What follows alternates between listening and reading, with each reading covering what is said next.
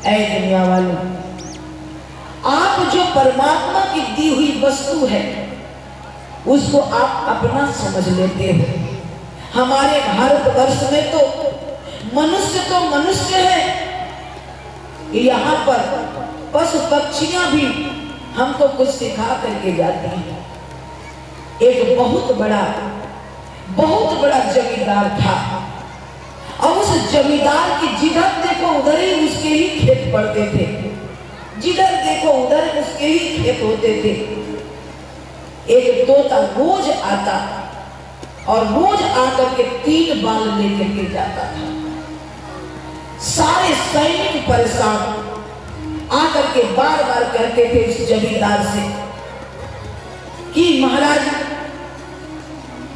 सबको भगाओ, सब भाग जाते हैं पक्षी, लेकिन एक तोता इतना दुष्ट है, वो किसी और के खेत में नहीं जाता है।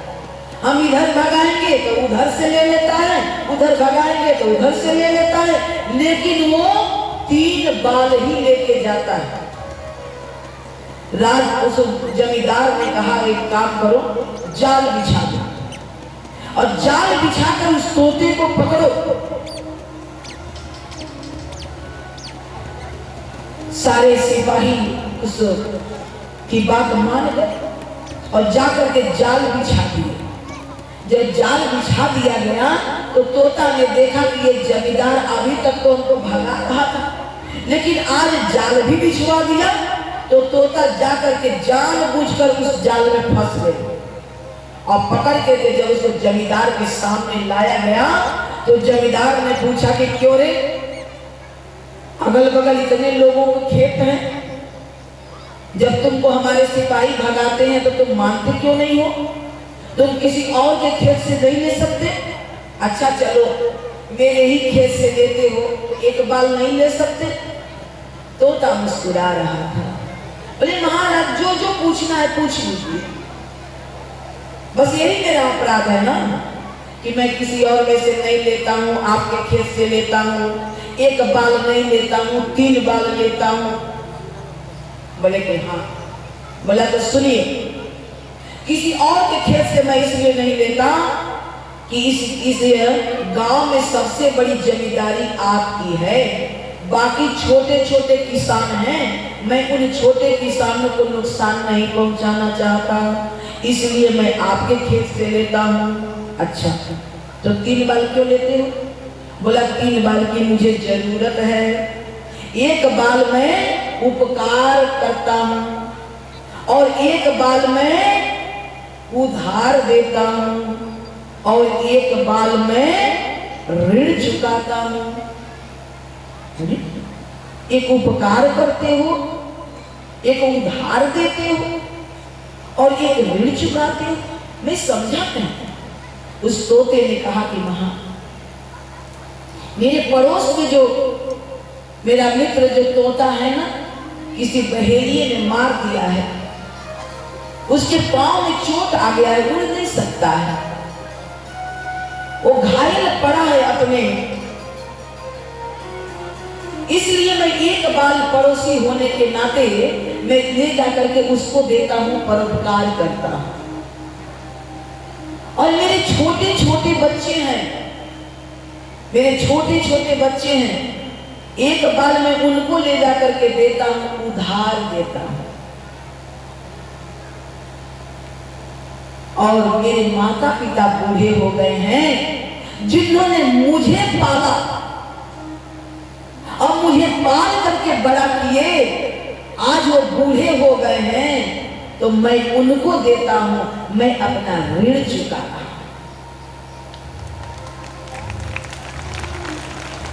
हम अपनी संतान को पालते हैं, किस उम्मीद से पालते हैं? ताकि जब हम बूढ़े हो जाएं तो हमारी संतान हमको देखे। और आपके माता पिता बूढ़े हो गए तो आपका कर्तव्य बनता है आप अपने माता पिता का ऋण चुकाएं, और आपने जो अपने बच्चों को उधार दिया है उन बच्चों का कर्तव्य बनता है जब आप बूढ़े हो जाएं तो वो अपना ऋण चुकाएं। ये भारत की संस्कृति थी, भारत की संस्कृति। आज कहां चला गया? किसी के अंदर किसी भी चीज का न बोध है, न ज्ञान है, न समझ है, न लज्जा है, न डर। हम धर्म की बातें तो बहुत सुनते हैं। क्यों सुनते हैं भाई? धर्म कोई किस्सा है, कोई कहानी है? उस किस्से और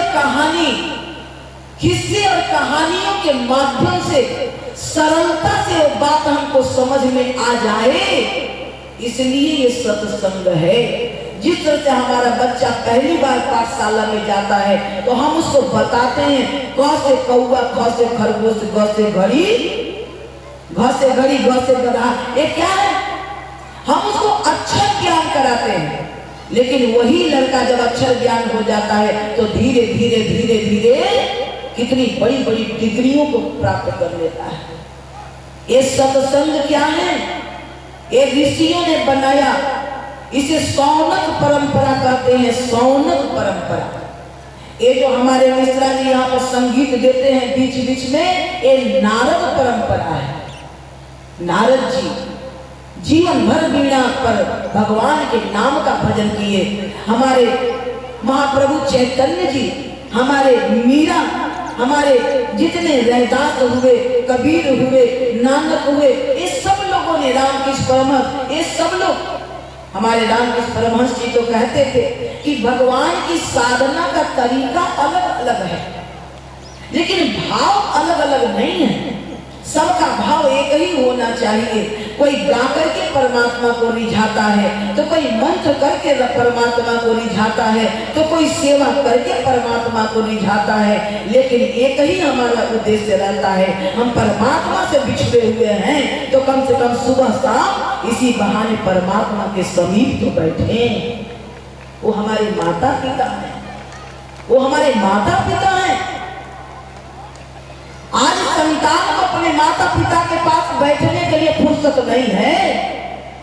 परमात्मा हमारा माता पिता है, हम उसी के से वहीं से आए हैं और फिर वहीं पर जाना है। इसलिए हम उसके पास बैठते हैं। हम उसके पास बैठते हैं बोध कराने के लिए कि हे प्रभु, हम तुमसे दूर नहीं, सो प्रभु दूर नहीं। वो दूर नहीं है, हमारे अंदर है। और हम उसको कितना दूर मान लेते हैं। आज हम सब लोग इतनी साहित्य बना, इतना ज्ञान बना, लेकिन हम 1 घंटे के लिए बैठ करके उन ऋषियों के उन विचारों को न पढ़ना चाहते हैं, न सुनना चाहते हैं, न जानना चाहते हैं। इसीलिए परम पूज्य गुरुदेव ने कहा कि बेटा, चाहे तुम कितना हो कमा लो, चाहे तुम कितना हो साधन सुविधा जुटा लो, लेकिन एक पल की सुकून की जिंदगी जिस दिन मिल जाए, उस समय परमात्मा को धन्यवाद करना। और उस समय वो सुकून कहाँ मिलता है? सत्संग में आके मिलता है। संगति और सत्संग दोनों बड़ा जरूरी है। संगति अच्छी हो और सत्संग अच्छा हो। ये कहानियां ऐसे नहीं कही जाती हैं, इन कहानियों के पीछे बड़ा उद्देश्य छिपा होता है, बड़ा मर्म छिपा होता है। एक राजा चाहता था मैं भी एक गुरु वरण करूं, लेकिन सुनते हैं कि गुरु के बगैर जीवन अधूरा है। गुरु बिनु ज्ञान नहीं रे नहीं। गुरु के बगैर हम पार नहीं लग सकते हैं। दुनिया में सब कुछ आ जाए, आप अपने विवाह का दिन याद रखते हैं, आप अपना जन्मदिन याद रखते हैं, आपके दरवाजे पर गाड़ी कब आई आपको याद है, आपने खेत कब लिखवाया आपको याद है, मकान कब बनवाया आपको याद है। लेकिन इसमें इतने लोग हैं, आप बताइए ना,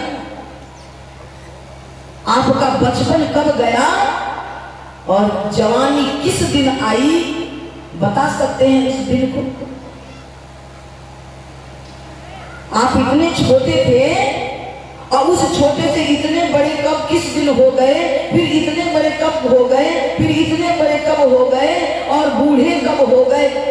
कोई दिन कोई डेट आपको याद है? नहीं याद। किसको याद नहीं? पूरी दुनिया हमको याद है। इसीलिए गुरुदेव ने क्या कहा? क्या कहा? ए दुनिया वालों, तुम पूरी दुनिया की खबर रखते हो। सुबह से उठते हो तो अगर टीवी चालू करोगे तो उसमें भी समाचार देखोगे, तो समाचार में देखते हो फलाना जगह लूट हो गया, फलाना जगह मर्डर हो गया, फलाना जगह एक्सीडेंट हो गया, तो ये हो गया वो हो गया। पेपर पढ़ोगे तो वही चीज, मोबाइल देखोगे तो वही चीज। गुरुदेव कहते थे कि बेटा पूरी दुनिया की खबर तुम रखते हो, लेकिन खुद की खबर रखना भूल गए। खुद की खबर नहीं है। हम पूरी दुनिया की खबर रखते हैं, लेकिन हमारी ये दशा क्यों है? हम इसकी खबर नहीं रखते। दुनिया वाले चिल्ला रहे हैं, देखिए जिस भारत भूमि में लौकी कोहड़ा कोई पूछता नहीं था, बथुआ कोई पूछता नहीं था, वो लौकी कोहड़ा का दाम बढ़ गया, वो बथुआ का दाम बढ़ गया। लेकिन ऐ दुनिया वालों, जो भगवान का बनाया हुआ धरती का राजकुमार था, वो राजकुमार की कीमत घट गई, कौड़ी का मोल हो गया। आप कहीं बिकने जाइए, आपका कोई मोल है? कोई कीमत लगा है? दुनिया में हर चीज की कीमत है, हर चीज की कीमत बढ़ गई, लेकिन जो कीमती बन करके आया उसकी कीमत घट गई। मानुष तन अनमोल है, मिले न बारंबार। आपका फल जो गिर गया, लगे न जीवन। उमर धीरे धीरे, उमर धीरे धीरे चली जा रही है। चली जा रही है, चली जा रही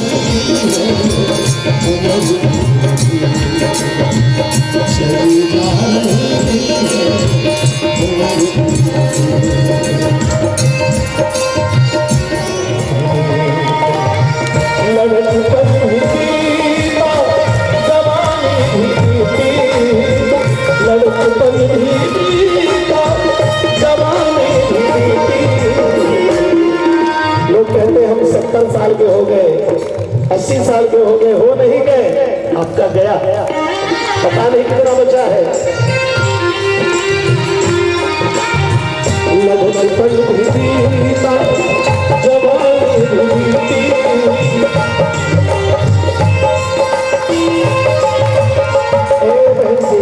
ऐसा चाहे जितना भी पेंटिंग कर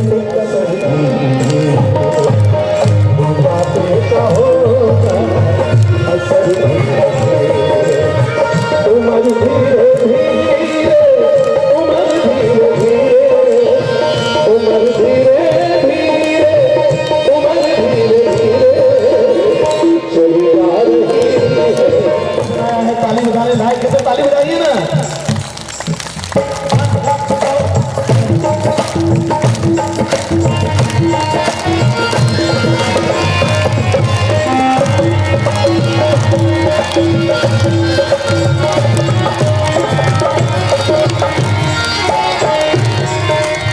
समय समय पर परमात्मा सावधान करते रहते हैं।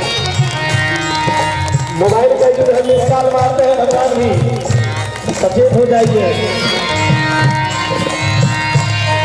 बोली जाए तो मैया की बात हिलने लग जाए तो समझ जाना अल्टीमेटम है। गिरे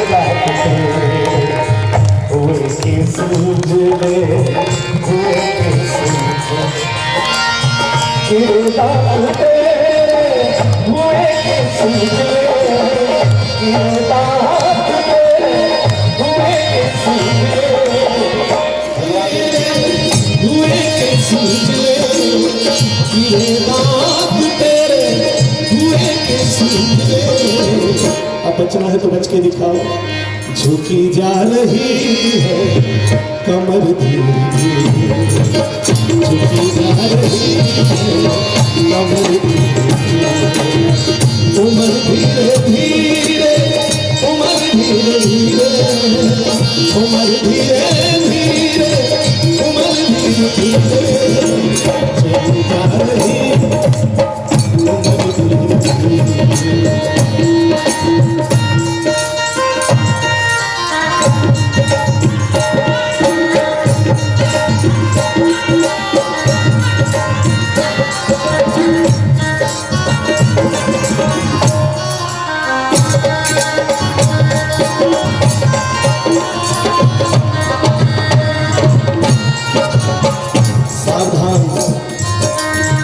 अभी चेत जा, चेत जा, चेत जा, जो समय बचा है ना उसे संभाल लीजिए। अभी चेत जा, जो भी बचा है, जो भी बचा है, अभी चेत जा, जो भी बचा है। तो भैया परीक्षित जी को तो पता था 7 दिन फिक्स है इसके लिए, जो भी बचा है करो गुरु का काम। सोच रहे हैं अगले साल से करेंगे, भी जिम्मेदारी है, पता नहीं कब क्या हो, तो जानता है क्या। करो गुरु का काम है जो प्रभु का नाम, आओ प्रहर धीरे धीरे, प्रभु का नाम आओ प्रहर धीरे धीरे, क्योंकि चली जा रही है उमर धीरे धीरे, उमर धीरे धीरे, उमर धीरे धीरे, उमर धीरे धीरे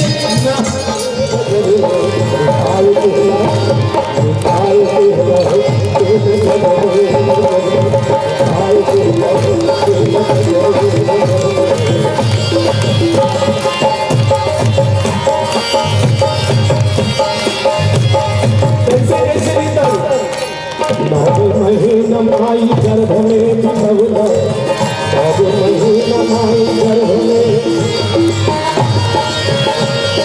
अरे उल्टा छान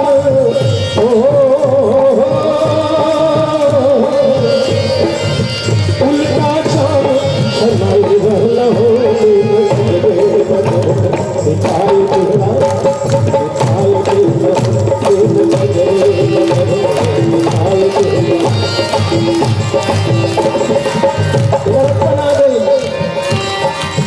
बाला पर हंसी खेल में बितौला, बाला पर हंसी,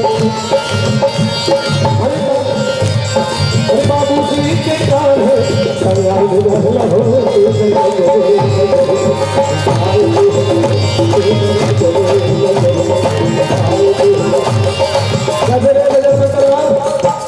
यहाँ से बैठे मोबाइल चलाओ 3 बजे ढूंढा होता है। आहिर जवानी का कुछ ना बुझाए, आहिर जवानी का कुछ ना, अरे नारी के मन में हो, नारी के मन में बताई रहना हो,